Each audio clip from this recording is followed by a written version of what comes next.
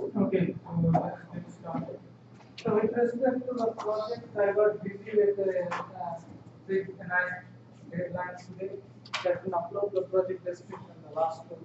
So I will upload them today, and then we can decide at the students say which project to select.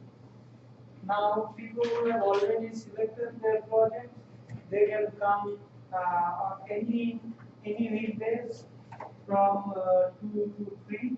You can just come and meet with your mentor, and then from then on decide what times you can meet with your mentor. Now, the first meeting that you have with the mentor, I should also be there to decide on the 20 tasks that you are going to do. Right. So we will do that by this week. So that's how this week everybody should have the list of 20 tasks that they are doing. Right. And then, yeah, then we can start doing your tasks. You can meet your mentor and whenever you want to do them. And let's do the project. Now, what I have for today is first of all, we will give a little introduction on the assignment 2, that what you will be doing, and some will see some code that will help you do assignment 2. When was the assignment 1 due? Still due? Or today midnight? Have everybody finished assignment 1? Right?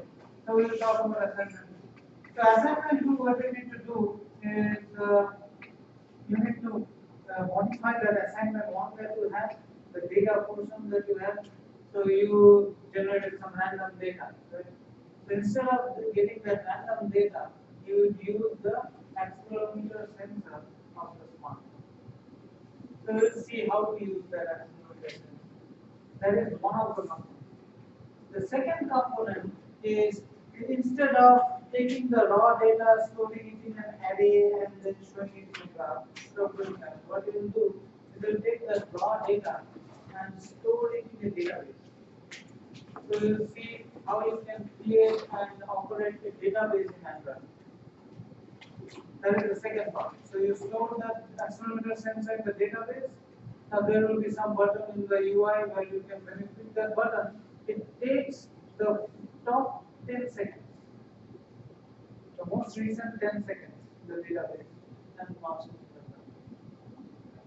So, and while it is doing so, the database is still getting updated because the accelerometer has not been stopped. So you have to do this in two separate threads, two separate background threads. One thread controls the graph, the other thread controls the database. Right? So you have to implement it in such a way that we can take accelerometer data, put it in the database, and the other thread is taking from the database, plotting it into the graph. Right? So that is the second component. And the third component is that there will be another button where you press that button. And when you press that button, what happens is that the database that you have stored in the phone, that gets uploaded to a cloud server. So you have to know how to program Wi-Fi and how to send some files via Wi-Fi to a remote server and vice versa. So not only Wi-Fi, you can also use 4G. So you see both how to use Wi-Fi as well as 4G and how to switch between Wi-Fi and 4G as a system level adaptation. So which means user transparent. User does not know about it. Without even giving any giving any notification, you just switch from Wi-Fi to 4G and you send the data. So that is the third component. Now today we will talk about the two, the first two, the database and the accelerometer. The third component we'll discuss in the video. So let's first discuss database. So database is pretty easy in Android.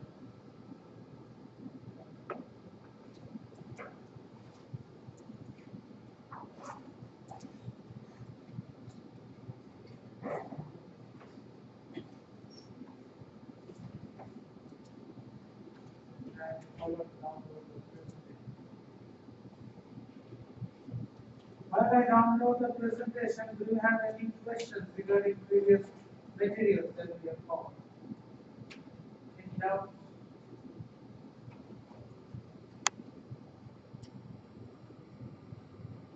Any doubts about the project?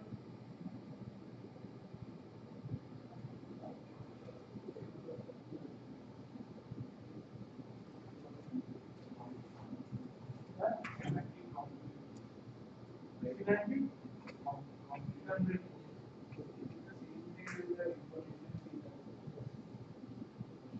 So from the brain signals, you have to find out.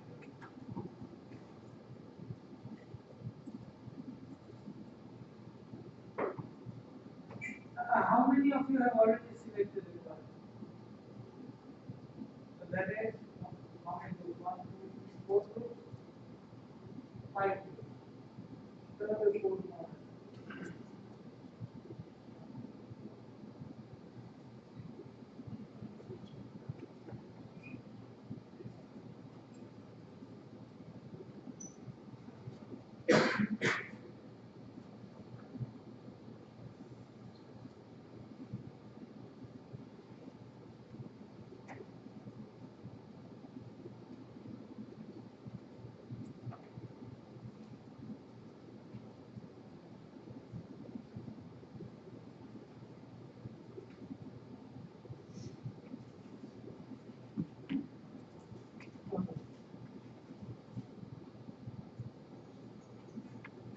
So we'll talk about SQL databases. SQL databases is extremely simple. It's same as the other things that we have seen. Activity services, your base class, you extend that base class.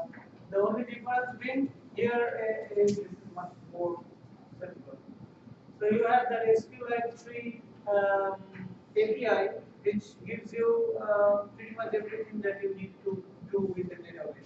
So you take the SQLite3 data API, and what you do is you can basically write any kind of SQL command in Android. So you don't need to learn any new language. So if you are familiar with SQL, then you can just write SQL commands in the code, in the Android code. So how to do that? There are very basic functions. For example, the SQL database class has a function called open database.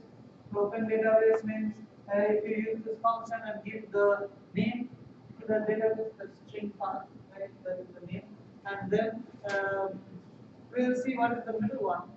We'll see that. And then the final is flags. Flags is whether it's read write or other privileges. Right? The middle one is SQLite database, the cursory factor, cursor factory. That one is basically saying that what is the format of the database or how to read the database. So in that parameter factory, then you have the table structures, what are the keys, what are the values, and all those format of the tables in the database will be there. How many columns are there, how many rows, what are the key values, and all those things. So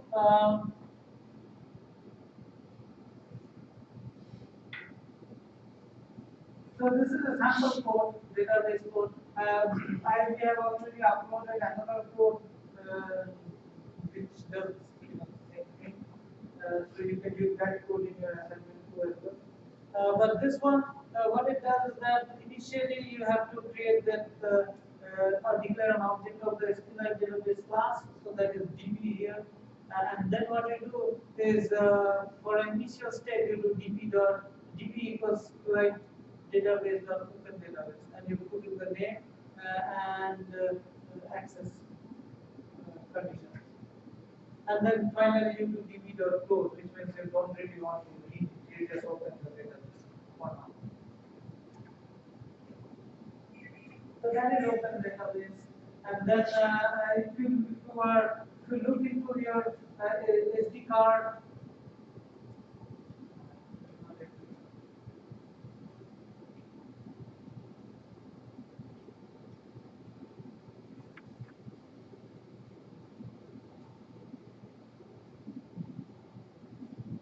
in here, if we go back here when you are giving a path, you can either give device memory path or SD card memory path. Right? So device memory path, you have to have the current folder name and all that. You have to know where exactly you're storing it. But if you are storing it in an SD card, then you have to get the path name for the SD card because different Android phones will have different path names for an SD card. Right? So here you have to do get external directory, that kind of command there. So that portion of the code which gets the path automatically is there in our example. Whatever example we have uploaded. We'll see that a little bit. Now, so there are these two ways. And if you are trying to upload or store your database into the SD card, you need special permissions for that. So what you need to do is in the Android manifest, you need to give permissions like this. Use this permission Android name write to external storage. So such kind of permissions you need to write. Now, previously, what happened was the older versions of Android Studio, when people were using Eclipse, these would come up automatically. So you would have to go to the Android XML and write these permissions. But nowadays, the moment you declare a SQLite database and you do get external directory, Android Studio understands and automatically includes the permission. So it is becoming even more simple. So, but if you have some problems, this is most likely that the permission will be set.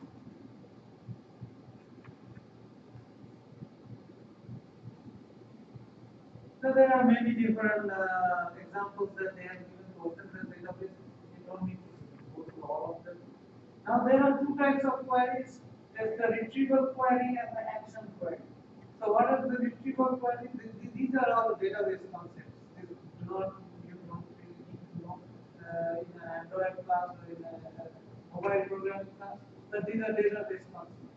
So retrieval query is typically a SQL select command in which a table holding a number of fields and rows produces an answer to a data equation. So you get the varies this data, it will come up with a table and a key table.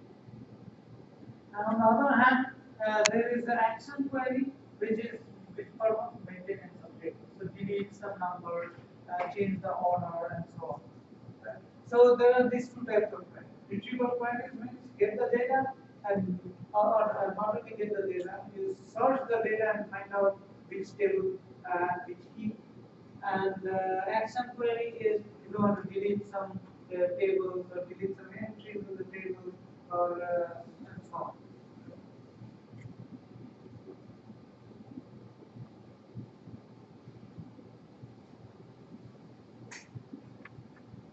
Before we go into transaction, so let's look at this.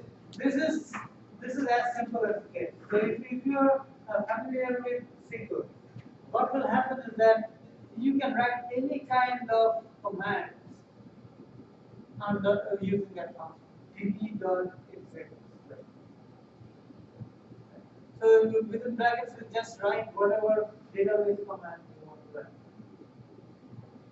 Now, often what happens is that multiple threads might try to write on the database at the same time. For example, in our case, in the assignment 2 case, we are not writing at the same time, but we might read at the same time. The accelerator is writing into the database, whereas your graph display is reading from the database. So here there is the read-write conflict. But what we'll do is we won't really ignore that conflict. So we won't really handle it. And you can potentially handle it by forcing an order. So if two threads come together to read and write, so accelerometer thread and the graph reading thread came together to open the database, you can force an order. You can always say that, okay, you first plot the graph, then write, or you first write and then plot the your thread. Right? But in many scenarios, what can happen is that two threads can try to update the database at the same time. that becomes singular. So which thread do you select? You don't know. Right? So what you need to do is you need to ensure atomicity of different populations in the database. What do you mean by atomicity? Does anybody know what is atomicity when we are talking about threads? Exactly. So atomicity means if you declare certain lines of code as atomic, then if one thread starts executing a part of that code, then it cannot be stopped. That thread has to execute all the code which is written as atomic. That thread has to execute everything. Once that thread is done with executing all the lines of code, then the second thread can. So if a thread starts executing something which is declared to atomic, it cannot be stopped. It has to finish all the lines of code and then it has to be stopped.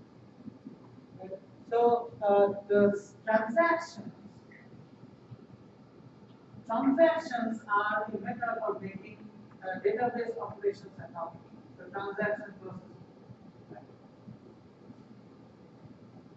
So it ensures atomicity. Yeah. And atomicity to reflect that all parts of a method are fused in indivisible lines. Indivisible lines. So basically, you cannot stop. So how to achieve this? Again, this transaction processing is database concept, so we don't really need to know it. But it's a good practice when you write code, because then you have deterministic values of your execution. Otherwise, it will be deterministic. Multiple threads try to update database at the same time.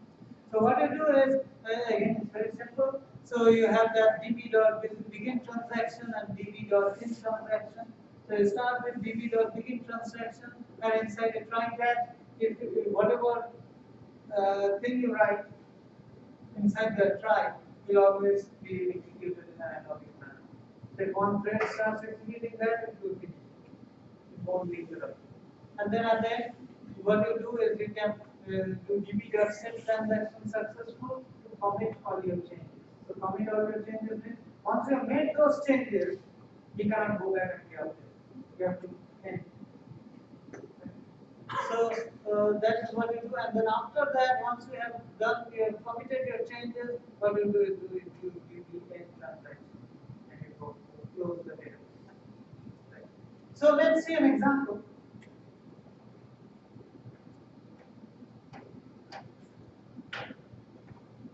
So this is the code that we have uploaded.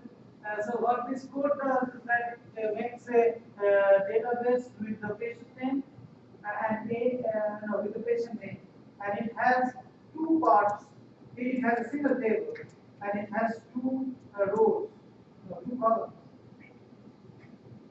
So first of all, there is an integer called record ID that becomes the primary key of that table. And there are two columns. There are two columns. One column is name and the other column is age. Right? As you can see, that this is simply that execution of a SQL code. Nothing very difficult about it. So what you do is you declare an object db of the class SQLite database, and then you do SQLite open or create database, and then this is what I was talking about. That if you want to store it in the SD card, you need to get the path to it. Not all paths are same in all phones. So this command, environment get external storage directory, gives you a direct path to the SD card. Now, several phones might have multiple SD cards. So this will give you an array of strings. Right? So you need to select one of them, keyword one of one. And then what you do is you create a folder on this and put your database in here. Now the problem is, if you just write it here and do not go back and manually create that folder in the SD card, then this will run it. So you have to manually create that folder, database folder, and then you can write this code. Now once you have opened the database, what you do is you do begin transaction, and inside this transaction I have created a table. right? So whenever I click the button, so there are a few text boxes I have to enter. I have to enter patient ID, I have to enter me, age, then another gender as well. So once you do that, and there is a button called write to database. So when you click that button, this gets called. Right on click, this gets called, and whenever this gets called, you get a table. The first time it creates a table, and then the next time when the table is already there, it just ends and engages the table. So that is what this code is.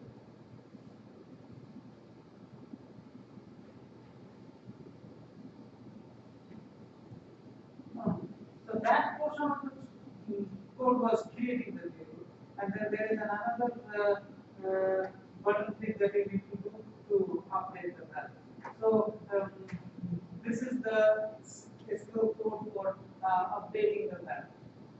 So again, you will follow the same way. The db dot SQL insert into table name, and then you give the value that you want to insert. So what you can do is you can use this code or use this snippet in your assignment. Now that is one thing. The other thing is how to interface to a phone sensor. And that is very important to know, because most of the like lot of new work that is going on with the phone sensor, like using gesture or a lot of new papers that we will read in this class is using the smartphone sensors to do a lot of different applications. Right? So that is important. So let's talk about that.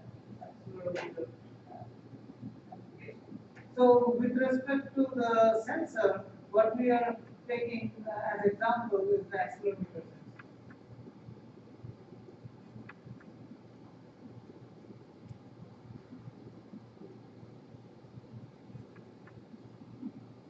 Sure, did you get the chance to download this to your phone?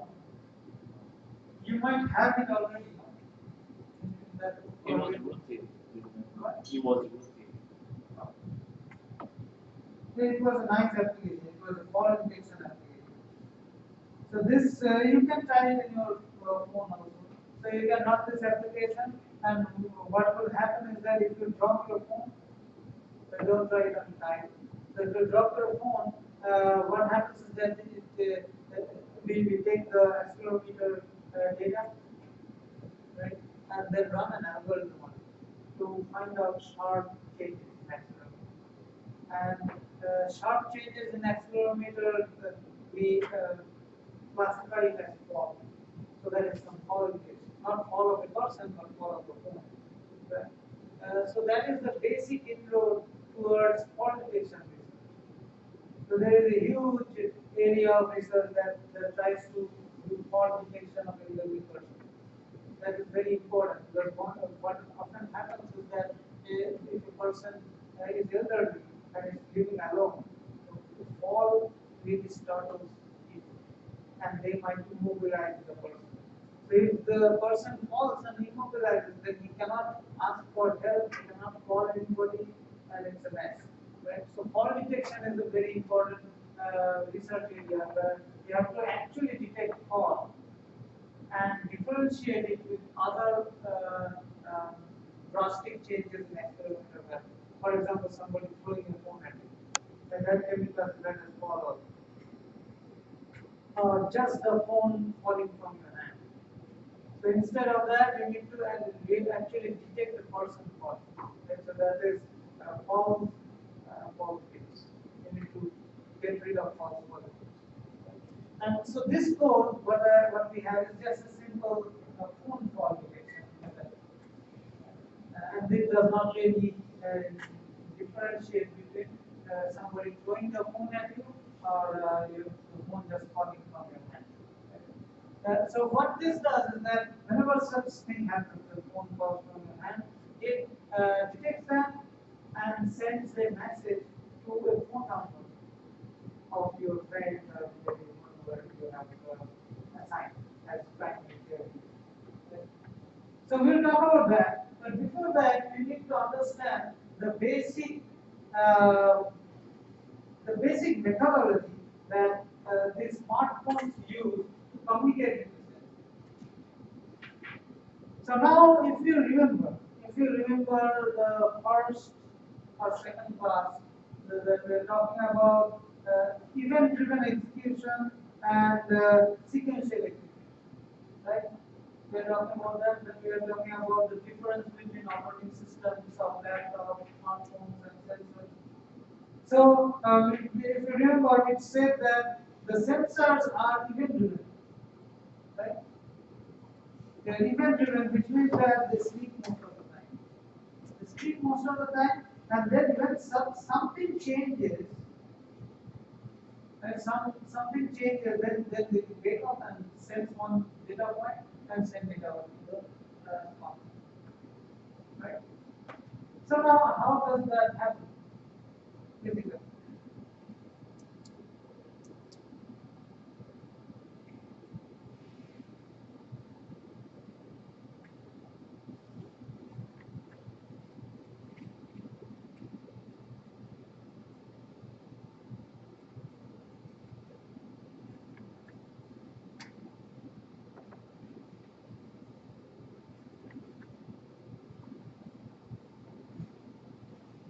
So what is happening is that you have the Linux kernel, right? The Linux kernel is there, and and on top of that you have all those APIs, so that means it and right. But let's just focus on Linux kernel. Now this Linux kernel has to interface with the sensors, and multiple sensors. There's accelerometer, gyroscope, orientation, power. So each sensor should have a driver. This is the driver software. So D1, D2, D3. Now what does this driver do? This driver provides you with APIs. Right? So they give you APIs, and the output of these APIs are pin configurations.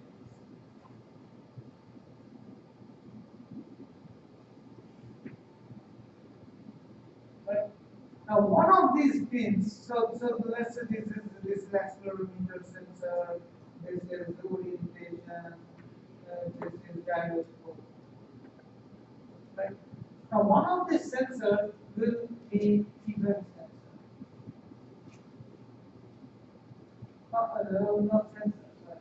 One of the pins will be the event pin. And the other and some other pin will be the value pin.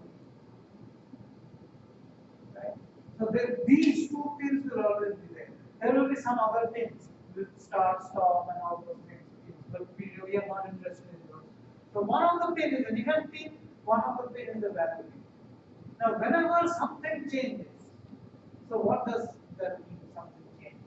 There might be imbalances in the material that is there in the sensor. The gyroscope, how does it work?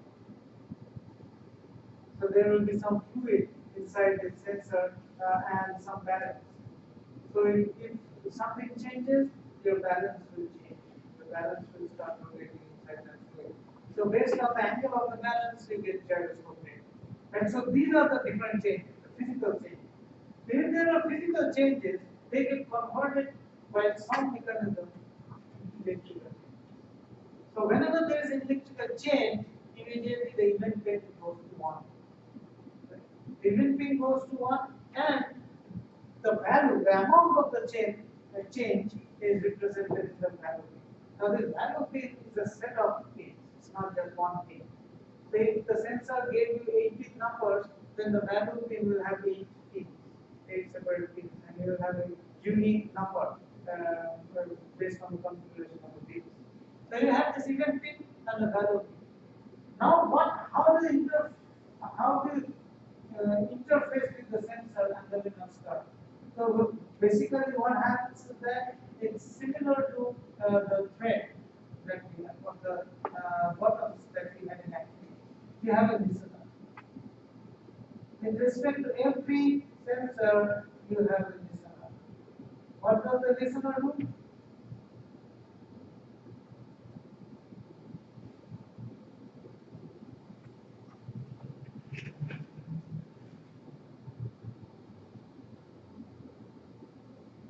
The listener at a very high frequency, much higher than the sensitive frequency. The listener keeps on sampling the event peak and the value. Whenever the event peak goes 1, the value is taken and put it in. Or no. Okay. So the listener samples keeps on sampling the event peak and the value peak at a very fast rate. Now what happens when the event peak is 1? Whenever the event peak is 1,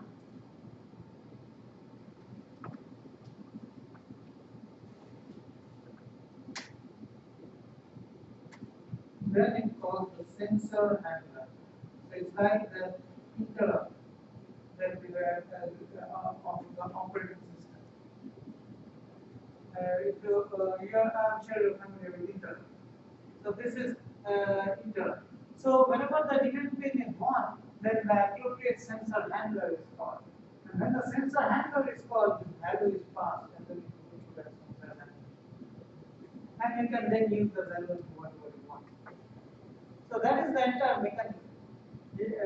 Now let's see how it is code.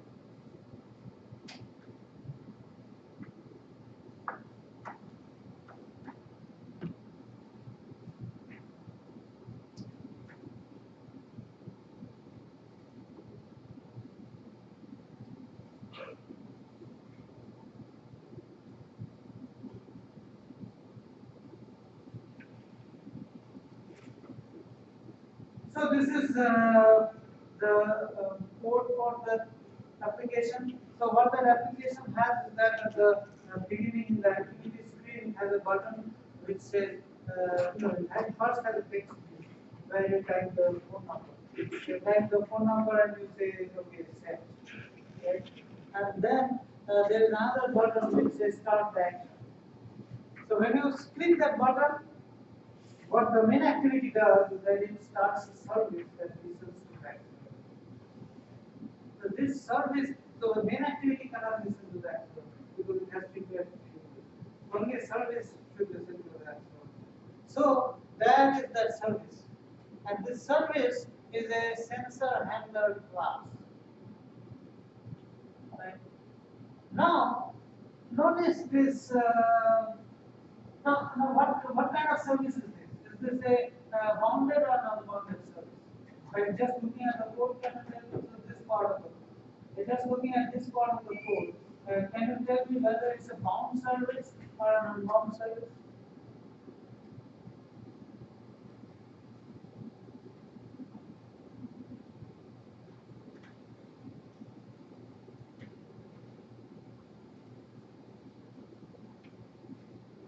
What did we need to do bound service? Bind. Is it just that thing or there was some more to it?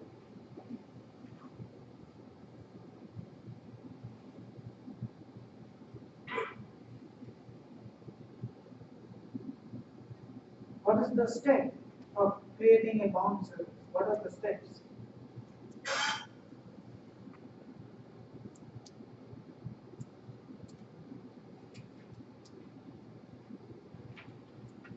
So what is this? Is this a bound or unbound? It's unbound service, right?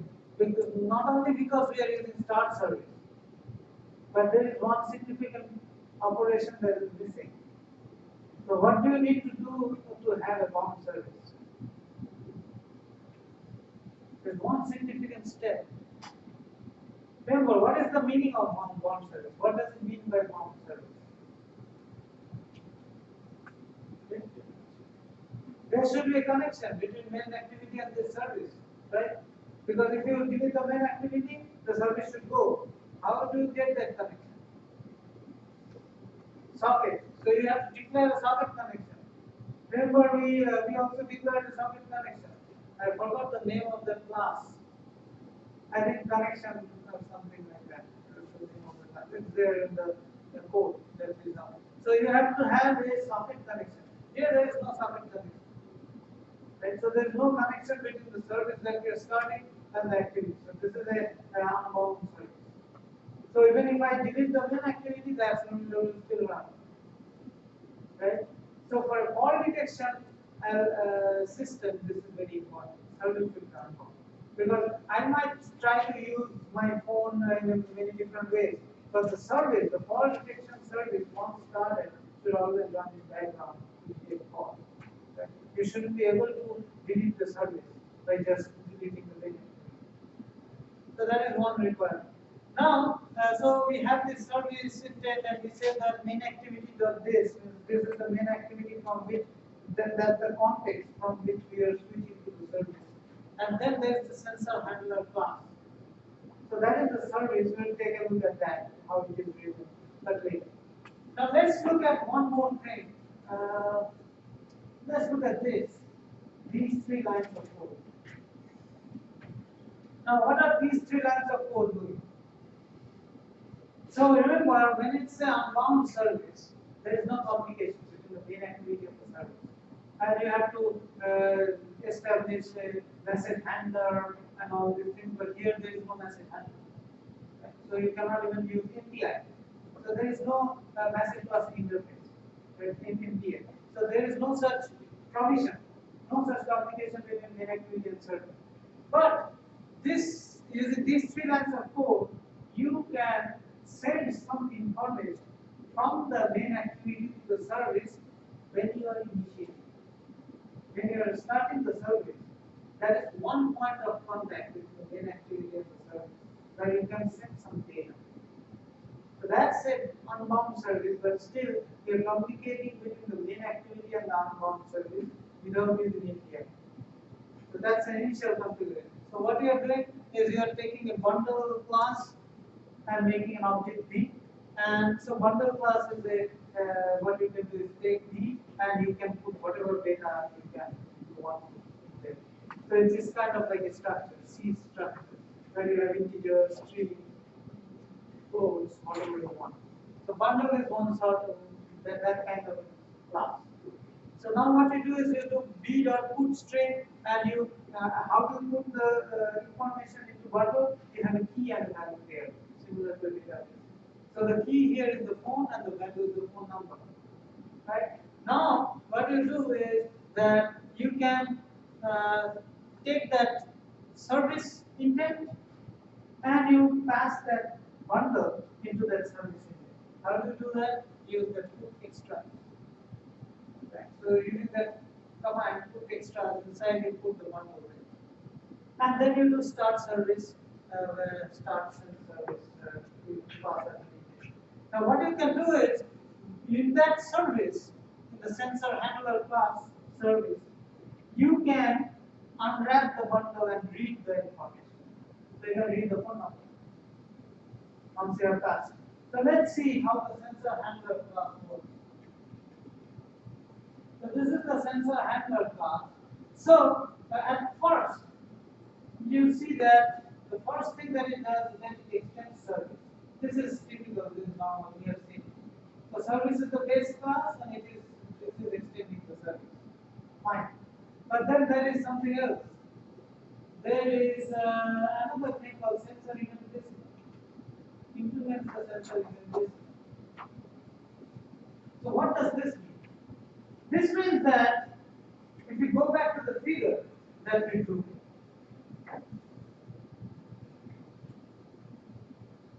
these listeners are already there.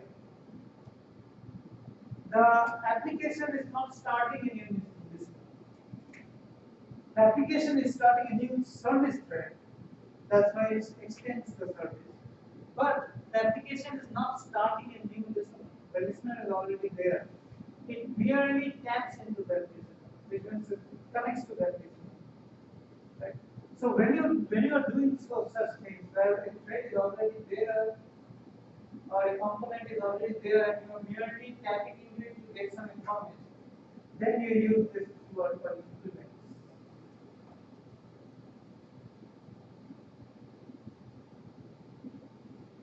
So you have implement sensor event listener. So which means that it includes an instance of the sensor event listener in the application. And that instance connects to a particular sensor event listener. And we will have to specify which one. So we'll see how we specify that. So what you have to do is you have to declare two things, two objects, and corresponding to two classes. So first class is the sensor manager, and the second class is the sensor.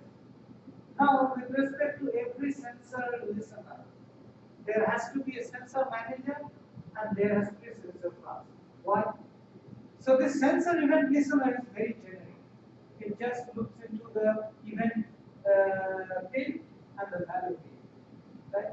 Now, an accelerometer has a different way of giving you a value. Orientation has a different range of values.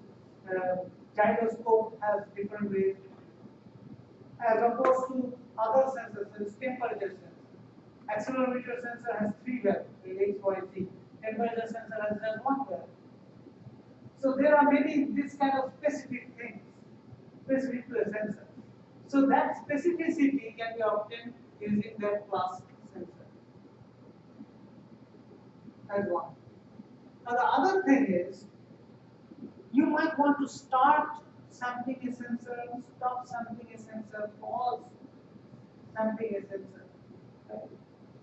So those are again generic sensor tasks, but these fall under sensor management. And you're going to start, stop, pause, or change the sampling frequency. And those things are sensor management tasks. So for that, you need the sensor management class. So two classes. So basically, first you need to implement the sensor event listener. So you're tapping into the generic class listener class is already running and looking into the sensor. Then you need two more. First is the sensor manager, using which you can start, stop, change sampling frequencies and those kind of management tasks. And the other is with the sensor, where you can actually say that okay, this entire sensor is an accelerometer sensor. It is supposed to give me three values, and this is what the meaning of the value X, Y, Z. So using that sensor class, you specify that. So now let's see how you write the code. Any doubts till now? Any questions? There's a lot of information, so it will take time to assimilate, and then you can have some questions about it. So now, the moment you do sensor event listener, there are several functions that come by default. So the first function is on sensor change. And then there is another function. First function is on sensor change, and then on click is the function of the service. Oh, on accuracy. Right. So these are two functions: on accuracy change and on sensor change. So these are two functions that are specific to sensor interface. So what are the functionalities of these? So whenever there is an event in a sensor, the on sensor change. So that is the sensor handler. That is the handler which is invoked whenever there is an event in the sensor. So that is new data. So if the sensor sampling frequency is 100 Hz, this function will be called 100 times in a second. Then there is another function called on accuracy change. So on accuracy change is different, which gets called much less frequently. So what happens here is that sensors are unstable. As and when you use these sensors more and more, their parameters change. Their accuracy might also change. The resolution might change. Using the sensor manager, you can also change the resolution yourself. Right? You can change sampling frequency, you can change the accuracy, all these things you can change. So whenever such a change occurs, this function is called.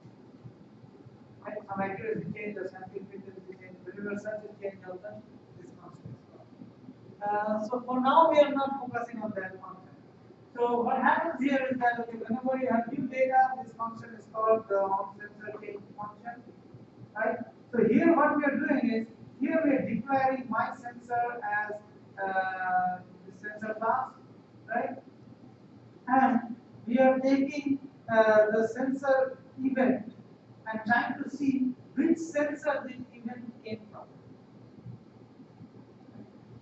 So now these events can come from multiple sensors, accelerometer, gyroscope, orientation, all those things. But if this sensor is an accelerometer, so that is the line 33 doing. So it's saying that, okay, my sensor, if this is a accelerometer sensor, so my sensor dot data type is equal to accelerometer, then you collect the data. Otherwise you don't. Right? So if you come to that, then yes, it's an accelerometer sensor. Then in sensor event you have the values. Okay. So what values do you have? You have the three x, y, z values, and you have only one value at a time because this function is invoked 100 times a second. So what we are doing here is that you take the values, and if you have 128 values, then you go here. So what you do here is the first thing that we do is acceleration manager, sensor manager, accel manage. That's the object that we have. Dot unregistered listener. So which means that the moment you do unregistered listener, the listener continues. It does not stop. But this sensor event listener doesn't get it.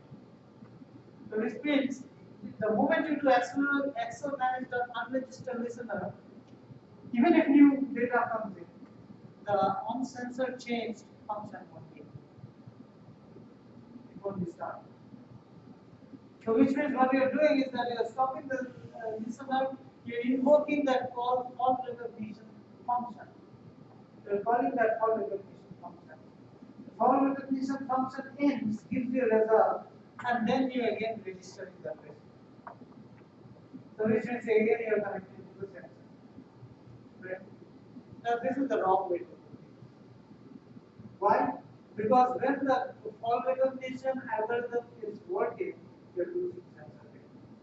Right? So the fault recognition algorithm might take a long time. It might take a long time to finish. And during that time, you lost all the sensor data. That's not good. So what you should ideally done, what you should have ideally done is that you should have declared, not you, I should have declared a thread here. A background thread. I should have started the call for recognition in another thread and continued listening to that. Continued listening to the estimate and storing it in some large buffer. And every time I get 127 more values, I again generate another thread and do another call for recognition. And so keep on generating threads. So that was done to the correct way, but I didn't have that patience. So now once this call for recognition, this function is for you to write, whatever you can write. Here I have written a simple function which says that if the previous minus current value is greater than 10, then you know that this is good. But I also have another function called gesture recognition. So this detects all, but this gesture recognition will detect if somebody says bye. So if you take the phone, you start. So basically, instead of writing call for recognition, you write call gesture recognition here. So what you will do is that if you do this, it will recognize that it is a gesture for saying goodbye, and it will send the SMS message saying that goodbye. So what you can do is that you can so this is the initial step towards gesture recognition. So you can take this code and build upon that, and you write different kinds of gesture recognition algorithms. Whatever you do with the phone, you can just type instead of typing like this. You can make gestures and you can reply to text. Right? So those kind of things you can do. So that is the accelerometer tutorial. You can use this code for your assignment as well as for your project or wherever you need. Right? So that ends our accelerometer discussion, or actually the sensor discussion and database discussion, and that ends our implementation part for today. I'll move on to the theory part. But before I do that, I do have questions regarding whatever we discussed.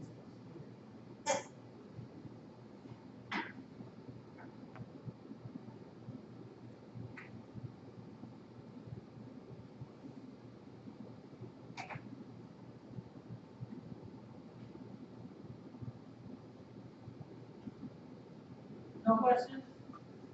Okay, so let's move on to our theory.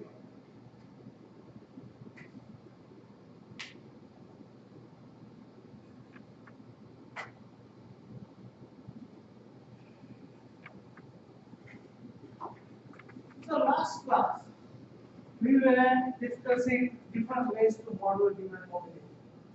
Right? We are trying to see, we are trying to see that whether what steps does a person take in the future, given some past. So we thought that we defined some Markov chain models, and we said that we observe a person taking the right step, then taking the left step, right step, right step, left step, left step, and so on for a long time, right? And then we count. So we say that we make a basic model that this is the right step and this is the left step, and we make this basic model.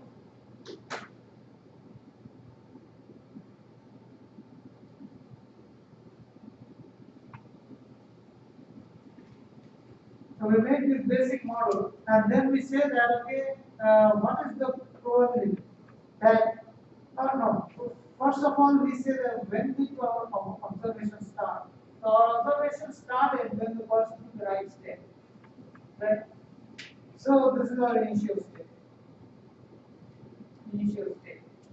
Now from here we'll see that okay, how many times did the person who took a left step, given that the person's current state was right? And so you're in right state. How many times did I take left? So from right to left, this is one time. It is two times. Right? So you took two times. So you have those numbers. So out of let's say 1, 2, 3, 4, 5, 6, 7, 8. Okay. And out of 8 possibilities, how many possibilities were right steps? 1, 2, 3, 4. Right? 4 right steps, and 2 times you went from right to left. So right. That's the probability based on the observed data. So everybody understands that this then y equals 2 by 4. Right? So you started from right state. So you choose whatever are the right states. These are the right states. Now you say that okay, I want to go from right to left. How many occasions was that? Once, twice. That's right, 2 by 4. 1, 2, 3, 4, and 2. Right? Now, how many times did I go from, did I take a right step given that my current step was right? Yeah. Right? This is 1, this is 2. So again 2 by 2. Now, the other way around, if I started from the left, how many occurrences of left was there? 1, 2, 3, 4. 4 times. Now, out of that, how many times did that person took a left step given that the current step was left? There is, you go from left to right, there is 1. Then left to right is twice. Then 2 by 4. Right? And then you go left to right, then once. If you don't have it, have the future data. Now let's assume that this is this. Oh no, let's assume that this is L. So if this is L, then this will be 5, 3 by 5, and the other occasion will be just 2 by 5. Yeah? Oh, okay. How come was it, how come it was 4? You didn't get a mistake. 1, 2, 3, 4, 5.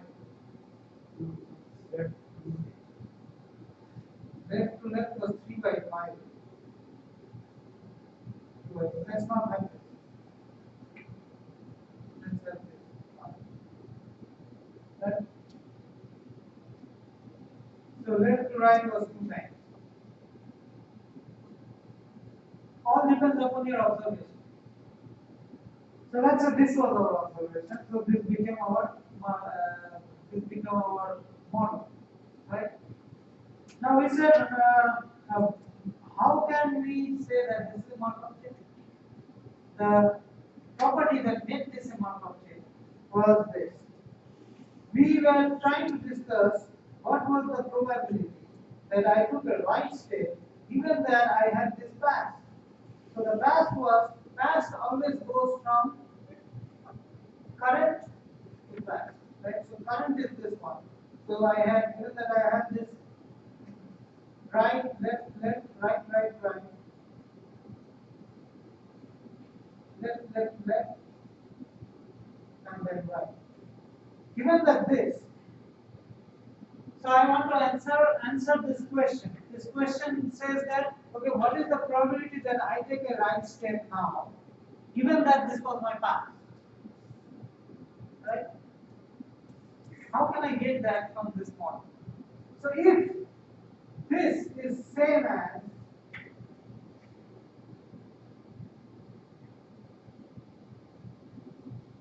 if this probability is same as this, it will just ignore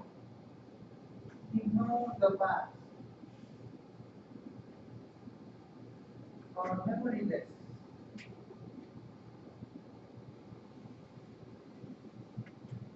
Then this is a Markov.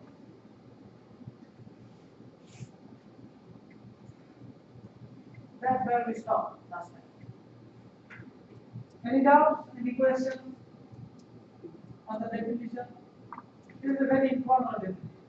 The more formal definition is in the slide. That is more complex. Now we can ask a lot of questions. We can ask a lot of questions. So first of all, if we ask the question that given I took a right step right now, what is the probability that I will take left step? Or what is the probability that my next step will be left? So can you tell me by looking at the graph? I just took a right step. What is the probability that my next step will be left? 2 by 2, just that arrow, right? So we can talk about these things that given that current step is left, what is the probability of the next right step? So using this model, I can just predict the next step. Can you predict the 2 steps in the future? Can you say that given that my current step is right, what is the probability that my second step? So I took one step and then another step. So 2 steps from now, what is the probability that I will take the left step? Can you say anything about that stuff? How can you say it? How can you say it?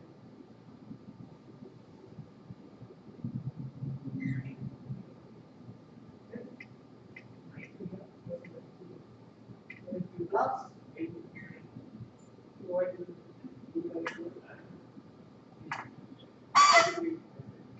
Will be that. So okay, there are many options. So let's look at all the options.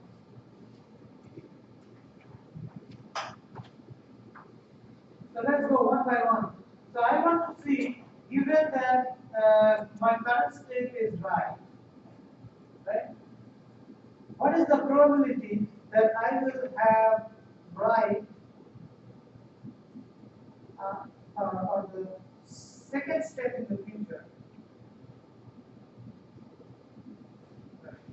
What is the probability that second step in the future is right, given that my current step is right? So what is the, okay? So there are multiple answers. So the first answer, who wants to go first?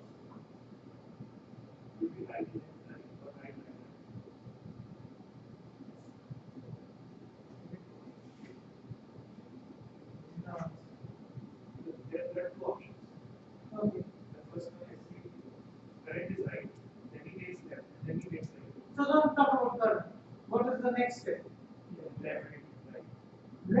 and then right. So first option is you take left and then you take right. So given that the first was right. What is the second option? Right. Right. So right and then you have right and circle. That's right.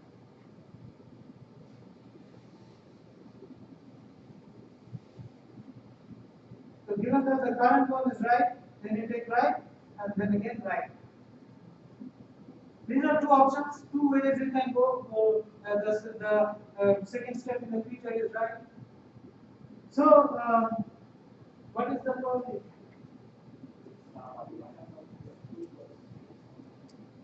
So, how? Give me an expression.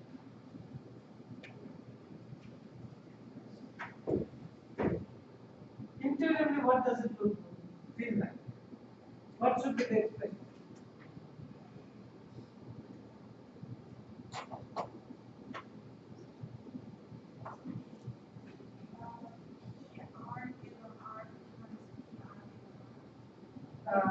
P, okay. P, yes, and P R given R. So this is for which one? For the second one. This is for the second one.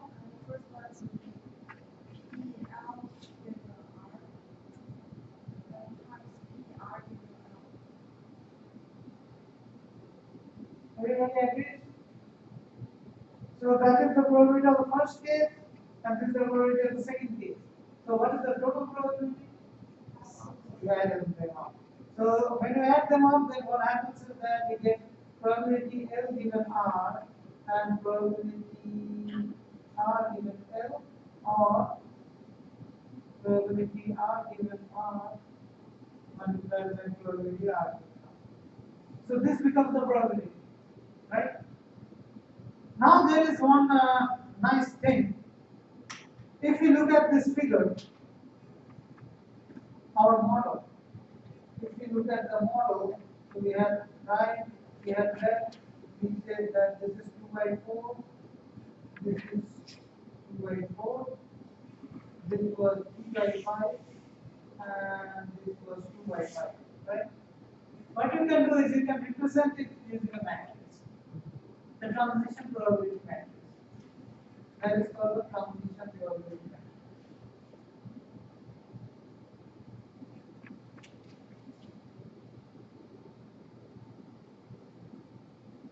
So if you have the transition probability matrix A, what you can do is you can have this column right left, right left. Right? You can have this kind of matrix. So you are at right. What is the probability that you go right? You just put in that value. Then you are at the right. What is the probability you can go to left? 2 by 4. Right? Then you are at left. What is the probability you can go to right? 2 by 5. And left 3 by 5. Right? You have to notice that the sum of the rows is 1. Each row, if you sum all the elements up to the row, it should be 1. Why should it be 1? Because the row elements signify that given a state, where all can you go? In this case, you can only go 2 places. So you cannot go anywhere else. So the sum of the probability for those 2 places should be 1, because there is no other possibility. So that is the property of this matrix A. Right? So if we write it in a more general term, then this is probability R given R, probability R given L, probability L given R, no, R given L. This is L given R. Probability R given L, and this is probability L given L, right? Now, what happens when you multiply A by A?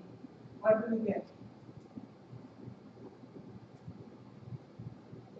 If you multiply A by A, what do you get? So let's go to the first element. What is this first element? So this is a 2 plus 2 matrix multiplied by a 2 plus 2 matrix. You get a 2 plus 2 matrix. this element, the first one. So you multiply this row with this, right? So what is it?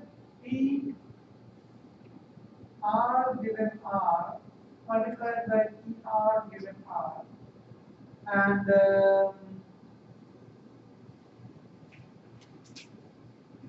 plus P what? L given R multiplied by P R given L, right? And you can determine all the other ones. Fine, I'm not interested. What is this value? Does it look familiar? If we look at this is the probability that the second step in the future is R given, that third step for now. The same thing. L given R multiplied by R given L plus R given R multiplied by R given L. Right? So all the second step predictions, the second step prediction is basically square of the transition value matrix.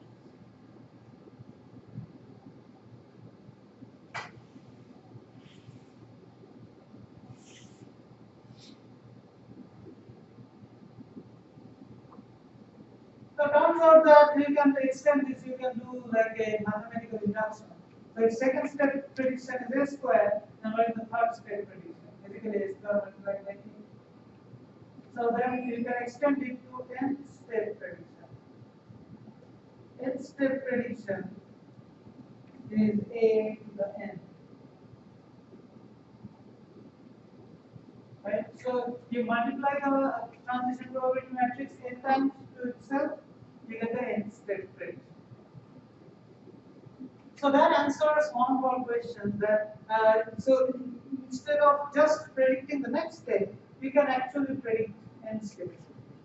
So that is our result. Now there is another very interesting property. The conjecture is if you take that matrix, and multiply it 100 times, so you compute a to the power 100, right? You get some value. Then you compute a to the power 101. You see that a to the power 100 is exactly the same as a to the power 101. You compute a to the power 102. You see that a to the power 100 is exactly the same as a to the power 102. You can verify this. You can quickly multiply and see in MATLAB or somewhere. But I assure you that will be the result.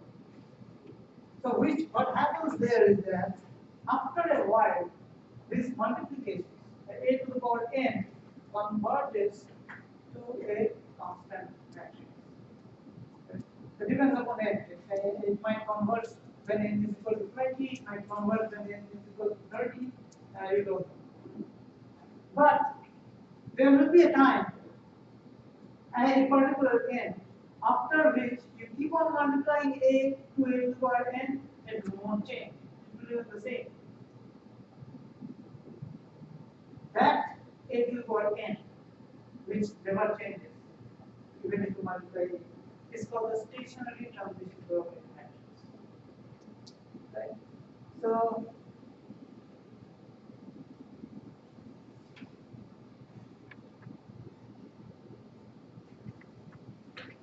a to the power n such that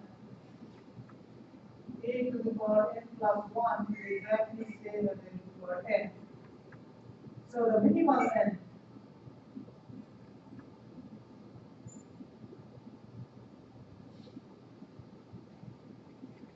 that actually doesn't have to be minimal. Any n, because everything is same, right? Any n for which a to the power n plus 1 is equal to a to the power n, then a to the power n is the stationary transition probability matrix.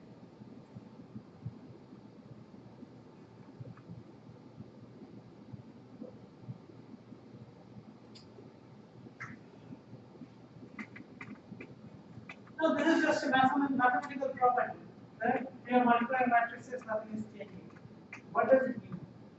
What does it mean to the mobility model that we have developed? So if you think of the mobility model, what does a to the power n mean? A to the power n means that you are predicting n steps in the future. Now let's say instead of using this a to the power n to predict the future, you use a to the power n to model the data. So how do you model the data? So you have, let's say, 1,000 observations, right? You have 1,000 observations of right, left, right. You have 1,000 observations.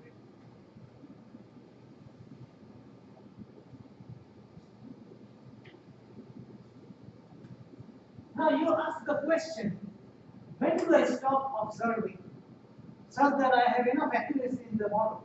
I don't want to observe infinite number of times. I want to use this model to predict, right? And I will only use this model to predict when this model is accurate. So you ask the question, how many observations do I need to take in order to make this model accurate? So what you can do is, if you think of that property, the stationary transition probability matrix property, you know that after some n steps, a to the power n will be constant. So what you do is, you build an initial model. You build an initial model taking into account the first 10 or 20 values. Observe that. Then you calculate this number n, after which a to the power n becomes stationary. So then you know that you need n at most n more observations to make the model accurate. If your model fits those n more observations, then after that you don't take down, because you know that a to the power n into multiply again into the power is the same. So that n, which gives you the stationary probability matrix, also tells you how many observations you need to make in order to get an accurate model. So that is the property of Markov chain that you can use to design your experiment. Now there are many more questions that we need to answer. For example, the first question that we need to answer is that how long does it take for that person to fall into penny lake? Which means, how long does it take for that person to take consecutive left steps? Let's say the pendulum is here and the person is here. How long does it take for the person to take 20 consecutive left steps and fall into penny? Right? So that is the question that we need to answer in the next class. Today we will start.